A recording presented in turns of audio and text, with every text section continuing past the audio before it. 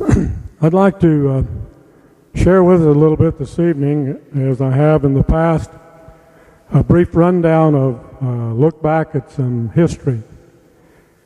And we find that the history of this great country and our ancestors who fled to this country, they came to escape a despotic and a tyrannical government that had ruled over them for more than 600 years. As we look back through those 600 years, we will find that there had been at least 5 important documents signed by the kings at the demand of the people to assure and to protect their God-given unalienable rights. Those charters, the first one was the Charter of Liberty in 1100 AD. The second charter was the Magna Carta, or the Great Charter of 1215. The next was the Petition of Rights in 1628. The next was the Grand Remonstrance in 1641, when there became a great awakening among the people, and they chose to demonstrate, they chose to forcefully begin to take their liberty back. And then in 1689 was the English Bill of Rights. And out of these 5 documents came to birth our Constitution. The first, the second, the third, the fourth, and the Fifth Amendment came directly out of these documents that were the old English documents. All of these charters laid out with great clarity the unalienable rights of the people, but it was all to no avail. The king ruled every aspect of their life. He took their land for his own. He burdened them with heavy taxes. He took control of their churches, and he made a state religion. He took over their education systems, and he took control of their crops and their agriculture. He took their sons to build his armies. He took away the right to bear arms and for self-protection. As the people fled to the shores of this new land in hopes of enjoying liberty, freedom, and prosperity, they found that the abusive and destructive power of the king was placed upon the 13 new colonies of America. These experiences led up to the Declaration of Independence and the Revolutionary War, or the War of Independence.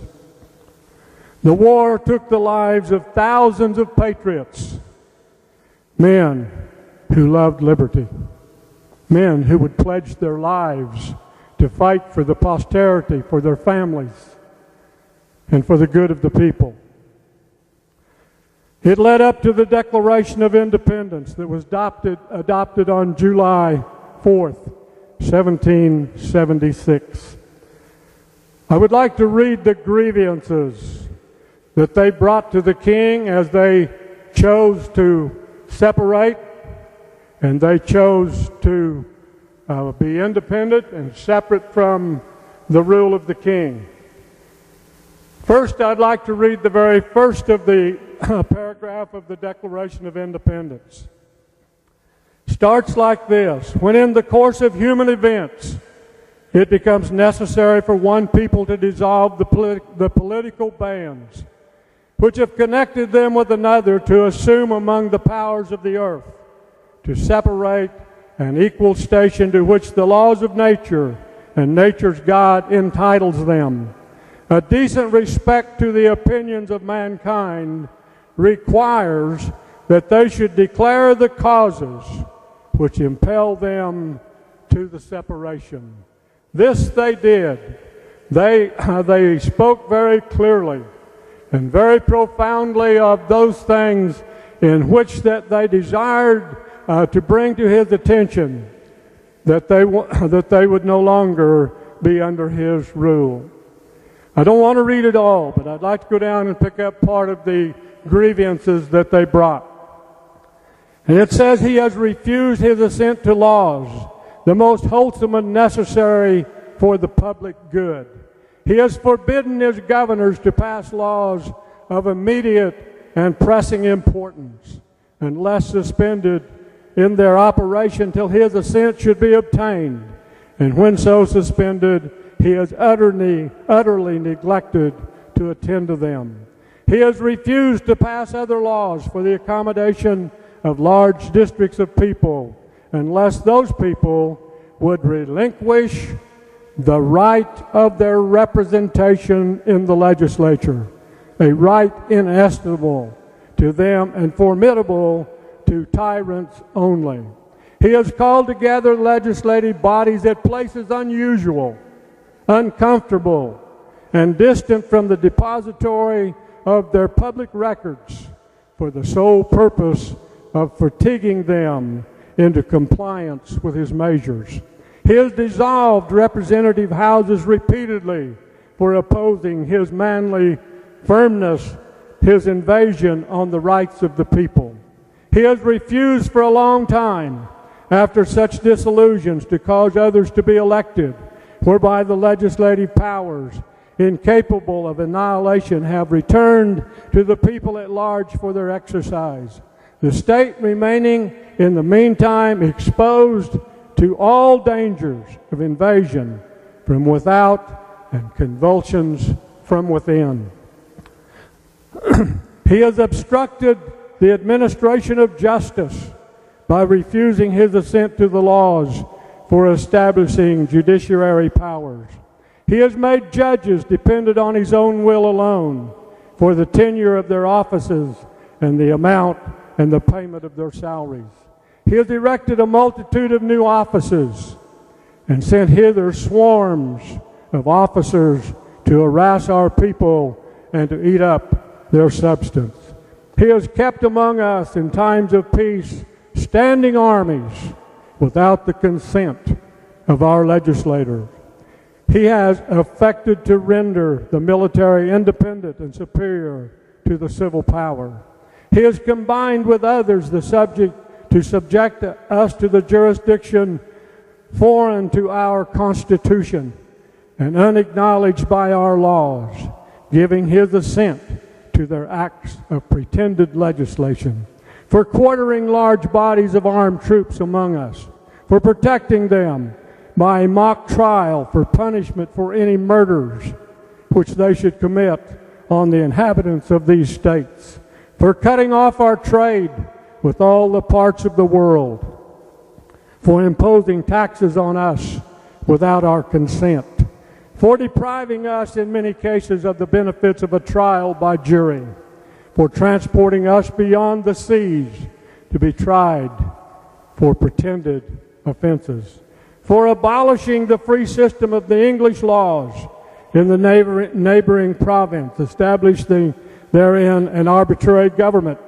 and enlarging its boundaries so to render it once an example and fit instrument for instructing the same absolute rules in these colonies. For taking away our charters, abolishing our valuable laws, and altering fundamentally the forms of our government. The charters they're talking about was the 5 that I mentioned earlier, which meant nothing to him. He overrode those with his kingly power. For suspending our legislatures and declaring themselves invested with power to legislate for us all in all cases whatsoever. He has abdicated government here by declaring us out of his protection and waging war against us. He has plundered our seas, ravaged our coasts, burned our towns, and destroyed the lives of our people.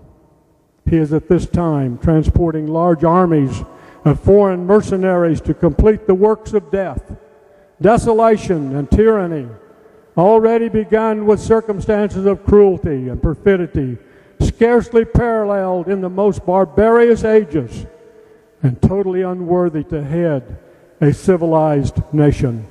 He has constrained our fellow citizens, taken captive on high seas to bear arms against their own country, to become the executioners of their friends and their brethren, or to fall themselves by their hands. He has excited domestic insurrections among us and has endeavored to bring on inhabitants of our frontiers, the merciless Indian savages, whose known rule of warfare is an undistinguished destruction of all ages, all sexes and conditions. In every stage of these operations, we have petitioned for redress in the most humble terms. Our repeated petitions have been answered only by repeated injury. A prince whose character is thus marked by every act which may define a tyrant is unfit to be the ruler of a free people. Can we understand why that they wanted to be independent from this and to be out from under the rule of the tyrant? And I can understand as I read these things and I read through the history of our country, the history of these people, how they were so depressed and how they were under the powers of tyranny, and they absolutely had no liberty of any kind.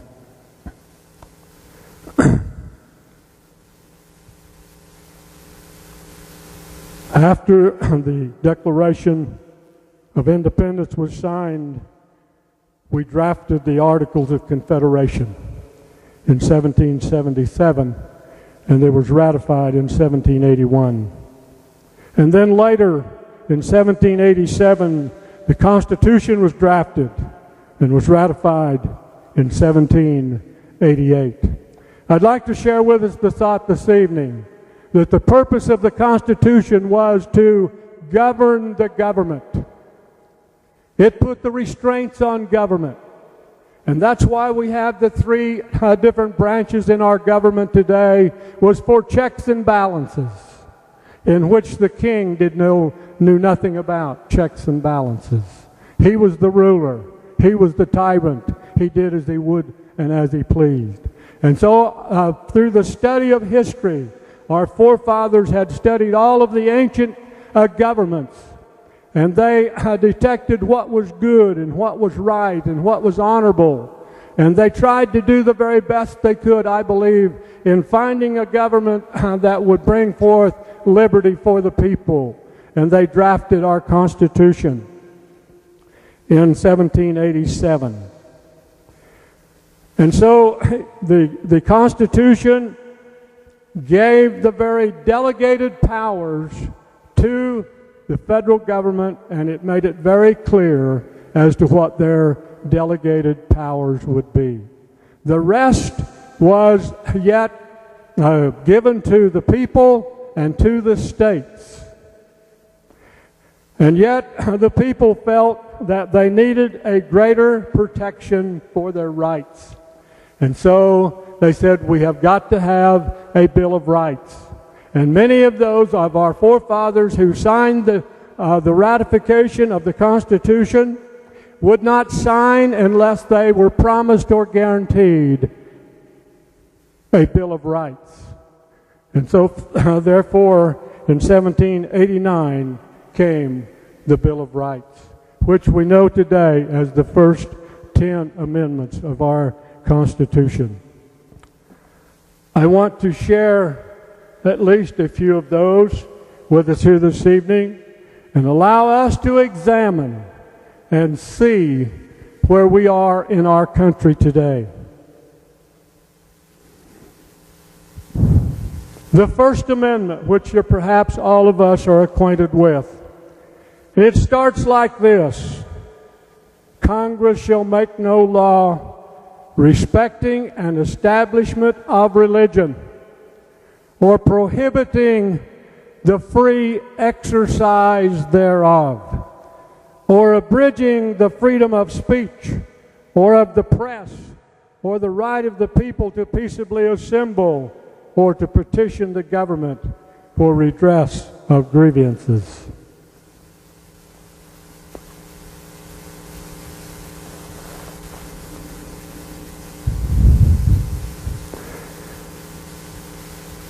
We thus far in this great country have enjoyed a great deal of liberty dealing with our religious choices. But I see in the last few weeks, in the last few months, that I believe the liberty of the free exercise of our religion is being diminished. It is being attacked. When our government is compelling people to participate in activities that is against the tenets of their faith, and which is against the dictates of their conscience. And we understand today to stand against some of those things in which are very prevalent in our country today. Abortion, homosexuality. We become the radicals. We become the tyrants when we try to exercise the freedom and the choice of our religious beliefs and of our conscience. When the sermons are being monitored by our government, from the ministers behind the pulpit on Sunday morning, are we enjoying the free exercise of our religious liberty?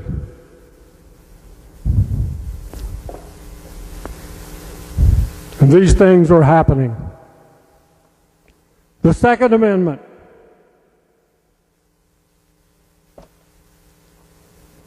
A well-regulated militia being necessary to the security of a free state.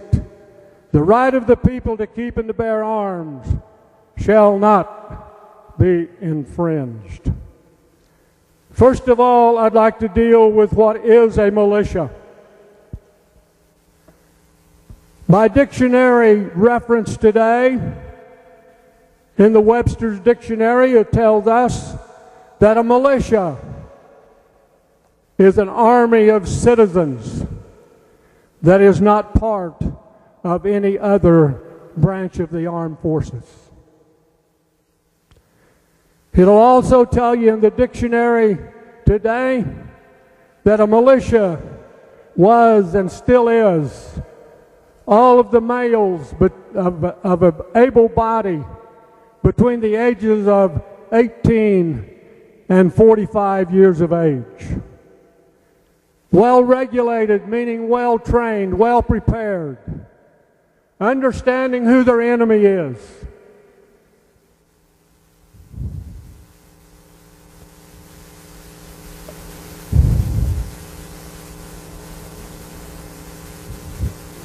And these rights, this said, shall not be infringed. The right to keep and to bear arms. Are we facing restrictions today on our right to bear arms? Is that a fair question?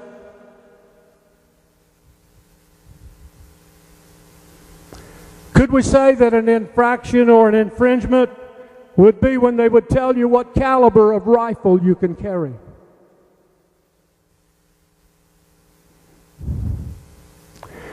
Or how many rounds you can have and carry with you in the magazine of your rifle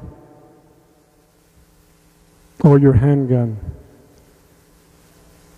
If they tell you where to go, and yet you cannot pack your weapon or your firearm with you, or you can't have one in your car, or in some of the cities of our country today, they go so far as to tell you you can't have one in your home. Would you say that might be an infringement?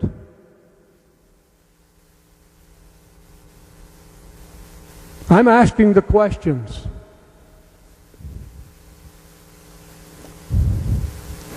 The Fourth Amendment.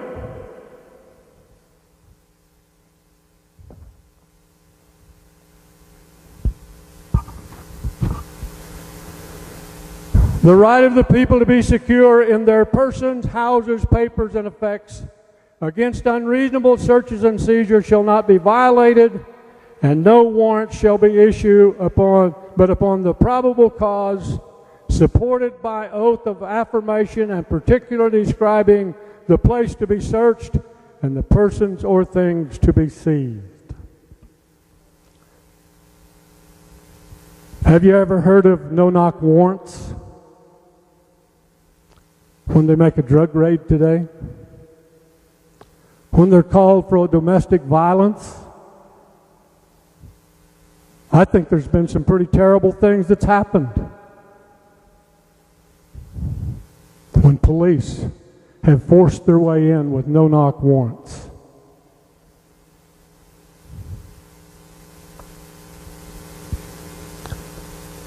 How many of us recognize today that the Internal Revenue Service has the power to seize your records, seize your bank account, put liens on your property before you ever have a day in court? How many of you know that today?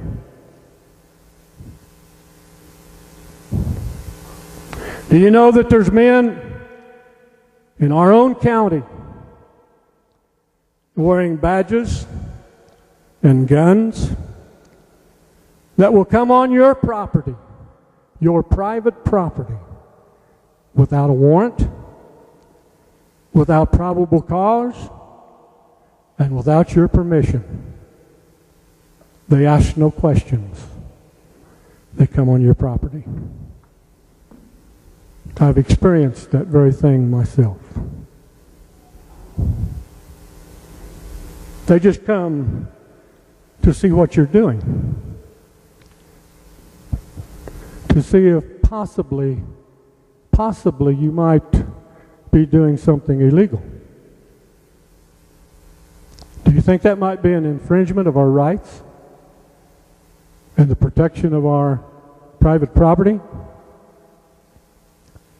What about the gathering of the information of all of our records, our credit cards, the things that we buy, the things that we sell, with all of the electronic devices that they have in their power today? Could I ask you some questions? Where does the federal government get constitutional authority to take control of our educational systems?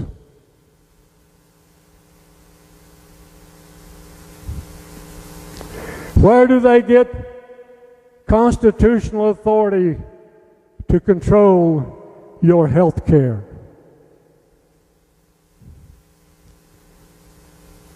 To take the taxpayers' money and to give it as foreign aid? Where is the constitutional authority to do so?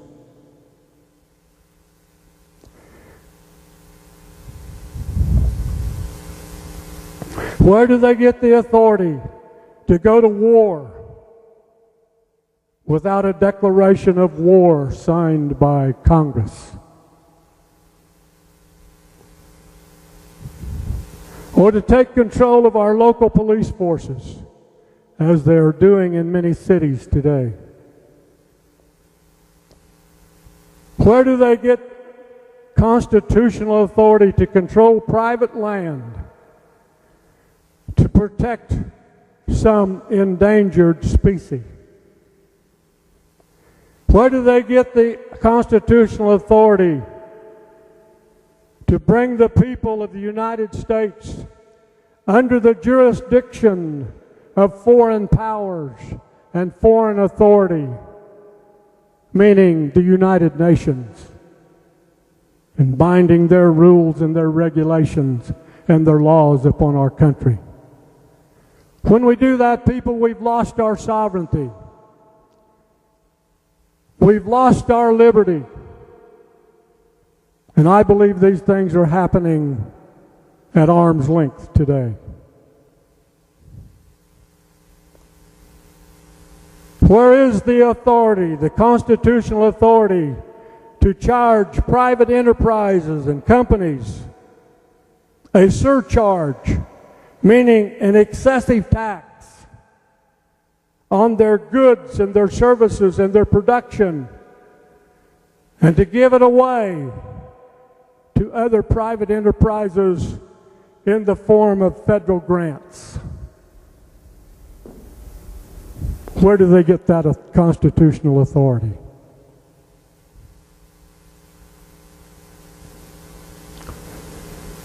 The state of Colorado, in our Constitution, states that all of the real estate within the boundaries and the territory of Colorado, at the time Colorado receives statehood, shall become the property of the state of Colorado.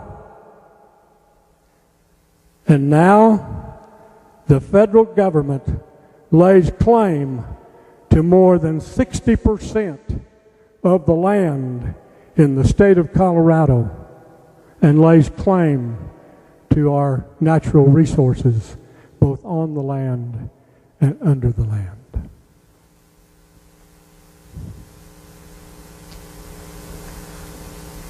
I'd like to read a couple of quotes of our founding fathers, some great statesmen. Samuel Adams, one of the Sons of Liberty, who gave his life, or would sign to give his life and his fortunes to fight for liberty.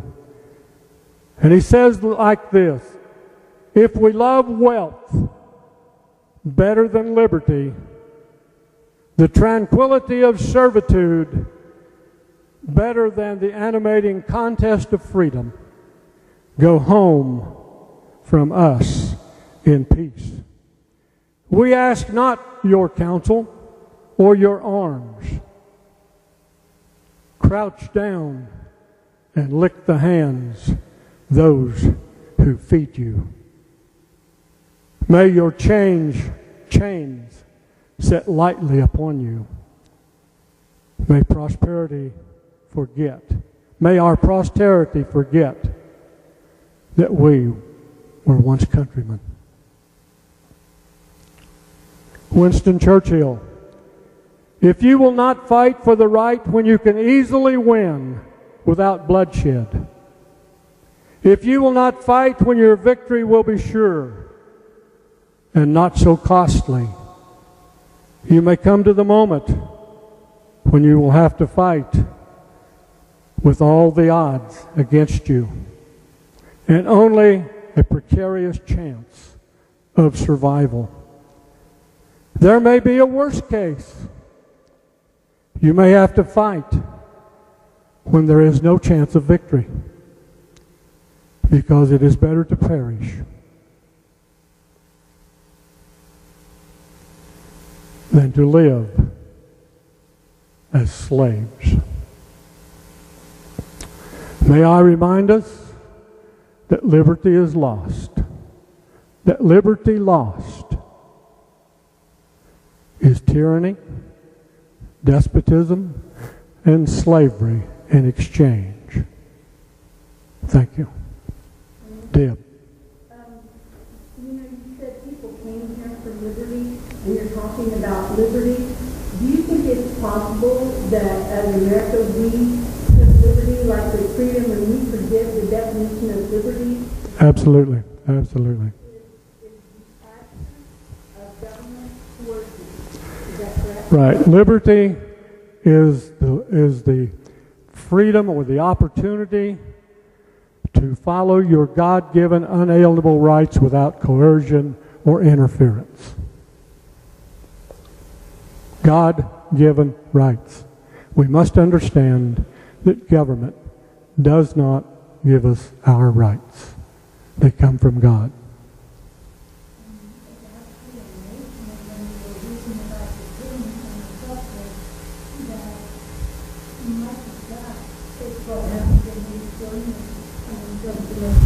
So those two are just really close together. I think when tyranny reigns, it always, it doesn't make any difference in what country it is. It's always so depressing to the people. Steals their liberty. Gives them no power of their own over their own affairs. And I think that has happened throughout the history of the world in many places. I would just like to make us aware of some of these things that we might be awake. Thank you.